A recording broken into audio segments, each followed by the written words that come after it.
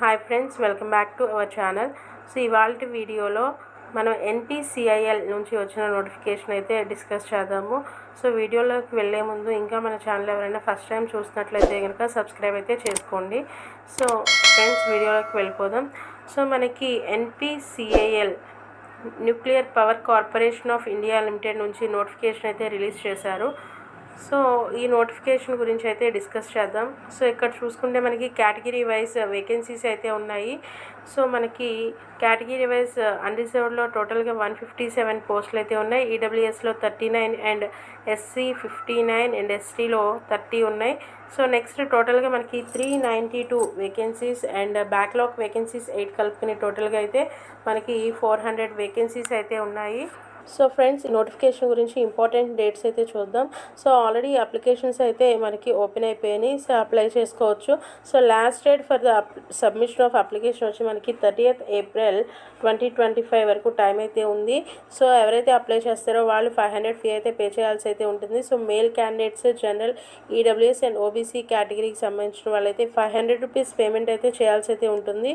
So next female candidates and SC, ST and PWD, ex service man and వీళ్ళకైతే exemption అయితే ఉంది. Fee అయితే pay చేయాల్సిన అవసరం అయితే లేదు, జస్ట్ అప్లై చేసుకోవచ్చు. Next point is eligibility criteria. So అసలు ఈ పోస్టులకి ఎవరైతే అప్లై చేసుకోవాలనేది అంటే ఇక్కడైతే మెన్షన్ చేశారు.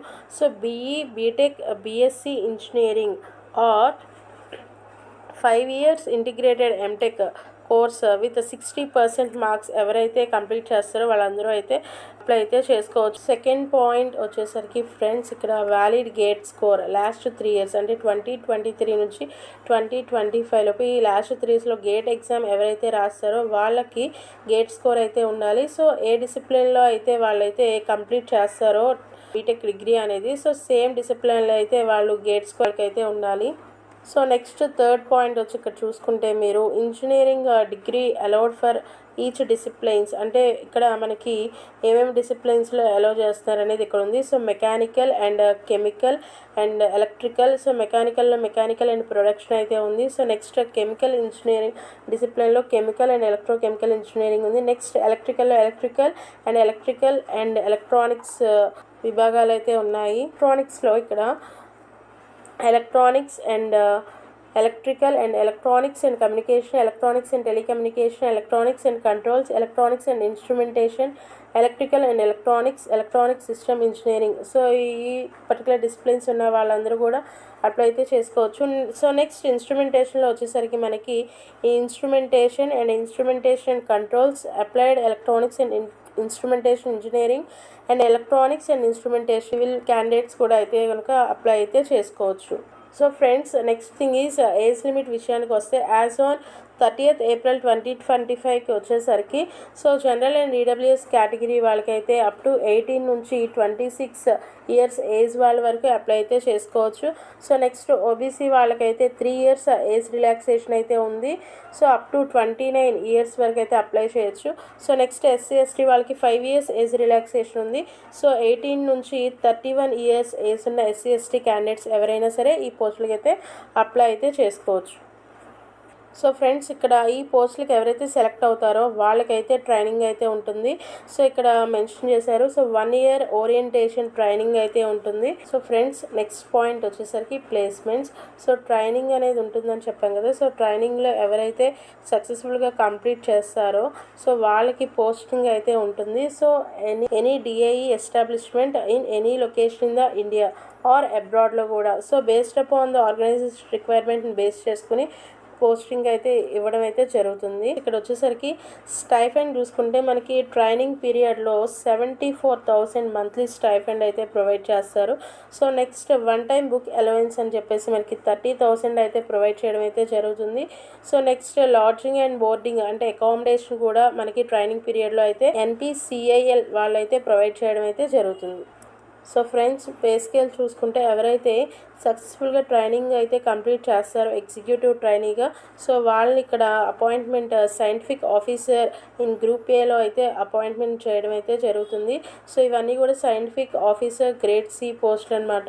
సో ఇక్కడ మనకి చూసుకుంటే కనుక పే లెవెల్ వచ్చేసి 10th లెవెల్ పే స్కేల్ అయితే ఉంటుంది. సో మినిమం పే వచ్చి మనకి 56,100 అయితే ఉంటుంది. సో ఇక్కడ డిఎన్ఎస్ ఎలవెన్స్ అనేది డిఏ కూడా అయితే ప్రొవైడ్ చేయడం జరుగుతుంది. So 53% of the pay in the pay matrix అనేది ఇక్కడ డిఏ కింద అయితే ప్రొవైడ్ చేయడం అయితే జరుగుతుంది. సో ఇంకా మనకి రిమైనింగ్ బెనిఫిట్స్ కూడా చూసుకుంటే సో ఇక్కడ వీటితో పాటు మనకి కొన్ని allowance and incentives and facilities కూడా అయితే ప్రొవైడ్ చేస్తున్నారు. సో ట్రాన్స్పోర్ట్ అలవెన్స్ అయితే ఉంటుంది, నెక్స్ట్ హౌస్ రెంట్ అలవెన్స్ అయితే ఉంటుంది, site location allowance and all professional update allowance అయితే ఇవ్వడం అయితే జరుగుతుంది యాన్యువల్గా. సో నెక్స్ట్ ఇక్కడ చూసుకుంటే ఎంప్లాయీ బెనిఫిట్స్ ఉంటే సో లీవ్ ట్రావెల్ అలవెన్స్ అనేది ఉంటుంది, next leave and medical facility అనేది కూడా ప్రొవైడ్ చేస్తారు. Next education facility for children with in township అనేది ప్రొవైడ్ చేస్తున్నారు. నెక్స్ట్ చిల్డ్రన్ ఎడ్యుకేషన్ కూడా వీళ్ళైతే అసిస్టెంట్ అయితే ఇస్తున్నారు. సో నెక్స్ట్ కేబుల్ టీవీకి ఛార్జెస్కి రియంబర్స్మెంట్ ఇస్తున్నారు. నెక్స్ట్ మొబైల్ ఫోన్కి కూడా రియంబర్స్మెంట్, మొబైల్ ఫోన్ ఛార్జెస్కి రియంబర్స్మెంట్ ఉంది అండ్ న్యూస్ పేపర్కి రియంబర్స్మెంట్ ఉంది. సో ఇంకా చూసుకుంటే కనుక మెంబర్షిప్ ఫీ ఆఫ్ ప్రొఫెషనల్ ఇన్స్టిట్యూట్కి ఉన్నా సరే రియంబర్స్మెంట్ అయితే ఇస్తున్నారు. సో నెక్స్ట్ క్యాంటీన్లో కూడా సబ్సిడీ అయితే కనుక ఇస్తున్నారు. సో చూసారు కదా ఫ్రెండ్స్, చాలా బెనిఫిట్స్ అయితే ఉన్నాయి. సో నెక్స్ట్ చూసుకుంటే ఇక్కడ ఇన్సెంటివ్స్ ఎలా ఉంటాయంటే పర్ఫార్మెన్స్ లింక్డ్ ఇన్సెంటివ్స్ అయితే ఉన్నాయి. సో నెక్స్ట్ ఇక్కడ చూసుకుంటే loan and advances, so interest bearing advance అయితే మనకైతే ప్రొవైడ్ చేయడం అయితే జరుగుతుంది. సో నెక్స్ట్ ఇక్కడ రిటైర్మెంట్ బెనిఫిట్స్ అయితే చూసుకుంటే కనుక ఎంప్లాయీ రిటైర్ అయిన నాటికైతే ఎంప్లాయీ ప్రావిడెంట్ ఫండ్ పిఎఫ్ అయితే ఇస్తారు, నెక్స్ట్ గ్రాట్యుటీ ఇస్తారు, next post retirement medical care ఉంటుంది, payment of ex gratia to families అనేది కూడా ఉంది ఇక్కడ చూసుకుంటే. Next group insurance, so some retirement benefits కూడా అయితే ఉన్నాయి. సో నెక్స్ట్ చూసుకుంటే కెరియర్ ప్రాస్పెక్టివ్స్ చూసుకుంటే ఇక్కడ పర్ఫార్మెన్స్ని బేస్ చేసుకుని ప్రమోషన్స్ కూడా అయితే మనకి ఉంటాయి ఎన్పిసిఐఎల్లో. సో ఫ్రెండ్స్ ఇక్కడ బాండ్ విషయానికి వస్తే ట్రైనింగ్ ఎవరైతే సక్సెస్ఫుల్గా కంప్లీట్ చేస్తారో సో వాళ్ళు 3 years బాండ్ అయితే రాయాల్సి అయితే ఉంటుంది. సో బాండ్ అమౌంట్ వచ్చి మనకి 9,18,000, అంటే ఇక్కడ ఏంటంటే మనకి ఇంటర్న్షిప్లో స్టైఫండ్ 74,000 అనేది ప్రొవైడ్ చేస్తున్నారు మంత్లీ. సో ఆ 12 monthsది కలుపుకుని ఆ amount plus 1 time book allowance ఇస్తారు కదా, సో ఈ మొత్తం అమౌంట్ కలిపి సో మనకి బాండ్ అమౌంట్ కింద అయితే మెన్షన్ చేయడం అయితే జరిగింది. సో బాండ్ అనేది కూడా ఉంది, ఒకసారి అదైతే డీటెయిల్గా అయితే చూసుకోండి. సో ఫ్రెండ్స్ నెక్స్ట్ ఇక్కడ సెలక్షన్ ప్రాసెస్ విషయానికి వస్తే సో షార్ట్ లిస్టింగ్ అనే క్యాండిడేట్స్ అనేదాన్ని మెయిన్గా ఇక్కడ పర్సనల్ ఇంటర్వ్యూని బేస్ చేసుకుని అయితే జరుగుతుంది. సో ఎవరైతే గేట్ స్కోర్ బేస్ చేసుకుని ఇక్కడైతే ఫస్ట్ షార్ట్ లిస్ట్ చేస్తారు. సో షార్ట్ లిస్ట్ అయిన వాళ్ళకి పర్సనల్ ఇంటర్వ్యూ అనేది ఉంటుంది. సో పర్సనల్ ఇంటర్వ్యూని బేస్ చేసుకుని అయితే డైరెక్ట్ ఈ పోస్టులకి అయితే సెలెక్ట్ అయితే చేస్తారు. సో ఇక్కడ రేషియో కూడా ఇచ్చారు మనకి, లాస్ట్ 3 yearsలో గేట్ స్కోర్ని బేస్ చేసుకుని 1:12 రేషియోలో అయితే షార్ట్ లిస్ట్ అయితే చేస్తారు క్యాండిడేట్స్ని. షార్ట్ లిస్ట్ అయిన వాళ్ళకి పర్సనల్ ఇంటర్వ్యూస్ అయితే ఉంటాయి. సో ఇక్కడ మనకి అఫీషియల్ వెబ్సైట్ వచ్చేసరికి www.npcal.careers.co.in వెబ్సైట్లో అయితే మీరు డీటెయిల్స్ అయితే చూసుకోవచ్చు. నెక్స్ట్ పాయింట్ చూసుకుంటే interview schedule and venue. So interviews అనేవి మనకి చూసుకుంటే ఇక్కడ 9th to 21st June 2025లో ఉంటాయని అయితే మెన్షన్ చేయడం అయితే జరిగింది. సో నెక్స్ట్ ఇంటర్వ్యూ ఎక్కడెక్కడ ఉంటుంది, వెన్యూస్ కూడా అయితే మనకి మెన్షన్ అయితే చేశారు. ఇంపార్టెంట్ పాయింట్ ఈస్ సో ఇంటర్వ్యూకి అటెండ్ అయ్యేటప్పుడు ఒరిజినల్ డాక్యుమెంట్స్ వెరిఫికేషన్ అయితే, so in case original documents వెరిఫికేషన్కి తీసుకెళ్ళకపోతే క్యాండిడేట్స్ అనే వాళ్ళని డిబార్ అయితే చేయడం అయితే జరుగుతుంది. సో ఇక్కడ ఒరిజినల్ డాక్యుమెంట్స్ ఏమేమి తీసుకెళ్ళాలనేది అయితే మెన్షన్ చేశారు. Date of birth and 10th class certificate or school living certificate అనేది ఉండాలి. నెక్స్ట్ ఇక్కడ చూసుకుంటే క్వాలిఫికేషన్కి సంబంధించి మార్క్ షీట్ అయితే ఉండాలి. నెక్స్ట్ ఫైనల్ డిగ్రీ సర్టిఫికేషన్ కూడా ఉండాలి, అంటే బీటెక్ క్వాలిఫై అయిన వాళ్ళు BTech final degree certificate and professional passing certificate అనేది ఉండాలి. సో నెక్స్ట్ ఇక్కడ చూసుకుంటే మనకి ఇక్కడ applicants CGPA and GPA and ఇలా వచ్చిన మార్క్ షీట్ ఉంటుంది కదా, అది కూడా అయితే మనం ప్రొవైడ్ చేయాల్సి అయితే ఉంటుంది. So next gate admit card కానీ లేకపోతే స్కోర్ కార్డ్ కానీ మీరైతే తీసుకెళ్లాల్సి అయితే ఉంటుంది. సో ఆల్రెడీ వర్కింగ్ ఎంప్లాయీస్ అయితే మాత్రం నో అబ్జెక్షన్ సర్టిఫికేట్ అయితే తీసుకెళ్లాల్సి అయితే ఉంటుంది. So if in case application ఏమైనా నేమ్ చేంజెస్ ఇలా ఉంటే కనుక గెజిట్ సర్టిఫికేట్ అనేది కూడా క్యారీ అయితే చేయాల్సి అయితే ఉంటుంది. So next X service man అనే వాళ్ళైతే కనుక certificate of X service man certificates applicable అయ్యే వాళ్ళు క్యాండిడేట్స్ అది కూడా తీసుకెళ్లాల్సి అయితే ఉంటుంది.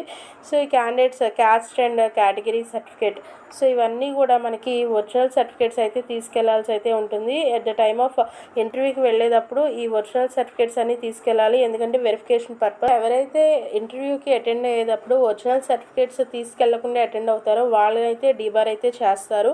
సో అలాంటి వాళ్ళకి ట్రావెలింగ్ ఛార్జెస్ కూడా రీఎంబర్స్మెంట్ అయితే ఇవ్వరు. సో రిమైనింగ్ వాళ్ళు మాత్రం ఒరిజినల్ సర్టిఫికేట్స్తో అటెండ్ అయిన వాళ్ళకి మాత్రం ట్రావెలింగ్ ఛార్జెస్ అయితే రీఎంబర్స్మెంట్ అయితే ఉంటుంది. సో ట్రావెలింగ్ అలవెన్స్ ఎవరైతే అవుట్ స్టేషన్ నుంచి అటెండ్ అయితే అవుతారో ఇంటర్వ్యూస్కి, సో వాళ్ళకైతే ట్రావెలింగ్ అలవెన్స్ అయితే ప్రొవైడ్ చేయడం అయితే జరుగుతుంది. సో నెక్స్ట్ మనకి ఇంటర్వ్యూ అనేది ఏ లాంగ్వేజ్లో ఉంటుందంటే క్యాండిడేట్స్ అటెండ్ అయ్యే వాళ్ళు either Hindi or English as per their convenience. So ఈ 2 లాంగ్వేజ్లో అయితే ఇంటర్వ్యూ అయితే అటెండ్ అవ్వచ్చు.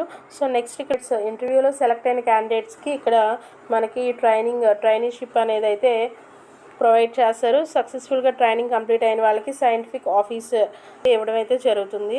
సో నెక్స్ట్ ఇక్కడ అనేది ఆల్రెడీ మనం అఫీషియల్ వెబ్సైట్ అనేది డిస్కస్ చేసాం కదా. సో అఫీషియల్ వెబ్సైట్కి వెళ్ళి మీరైతే అప్లై అయితే చేసుకోవాల్సి అయితే ఉంటుంది. బిఫోర్ అప్లయింగ్ ఆన్లైన్, సో ఇక్కడ మనకి కొన్ని ఇన్స్ట్రక్షన్స్ అయితే ఇచ్చారు.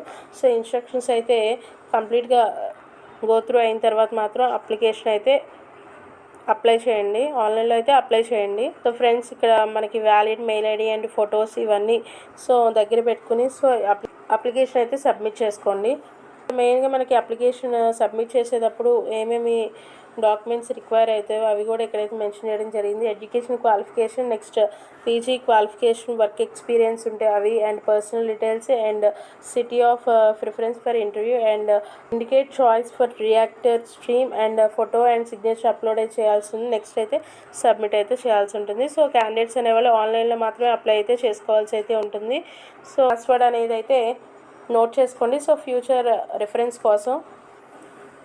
సో పర్సనల్ ఇంటర్వ్యూకి అటెండ్ అయ్యే వాళ్ళు ఏమేమి డాక్యుమెంట్స్ ఇక్కడ వాళ్ళు క్యారీ చేయాలో అవి కూడా మనకైతే ఇక్కడ మెన్షన్ అయితే చేశారు. ఇవి కూడా ఒకసారి గోత్రూ అయితే అవ్వండి. సో క్యాండిడేట్స్ షార్ట్ లిస్ట్ అయ్యి పర్సనల్ ఇంటర్వ్యూకి అటెండ్ అయ్యే వాళ్ళు ఈ పర్టికులర్ సర్టిఫికేట్స్ అన్నీ కూడా క్యారీ అయితే చేయాల్సి అయితే ఉంటుంది. ఏంటంటే ఎవరైతే ఇండియన్ సిటిజన్ ఉంటారో అండ్ గేట్ స్కోర్ బేస్ చేసుకుని ఈ పోస్టులు అయితే ఫిల్ చేయడం అయితే జరుగుతుంది. సో ఇండియన్ సిటిజన్ ఎవరైనా సరే అప్లై అయితే చేసుకోవచ్చు. ఇంకా ఈ పోస్టులు అనేవి మాత్రం మనకి గేట్ స్కోర్ బేస్ చేసుకుని అయితే షార్ట్ లిస్ట్ అయిన వాళ్ళు పర్సనల్ ఇంటర్వ్యూస్కి అయితే పిలుస్తారు. సో ఇంకా ఎవరైనా అప్లై అయితే చేసుకోకపోతే అప్లై చేసుకోండి. సో ఈ ఆపర్చునిటీ అయితే మిస్ చేసుకోవద్దు. సో ఇంకా మీకు ఈ నోటిఫికేషన్ ఏమైనా డౌట్స్ ఉంటే కమెంట్ సెక్షన్లో అయితే కమెంట్ చేయండి. Thank you friends. సో ఇంకా మన ఛానల్ ఎవరైనా సబ్స్క్రైబ్ చేయకపోతే సబ్స్క్రైబ్ అయితే చేసుకోండి. Thank you.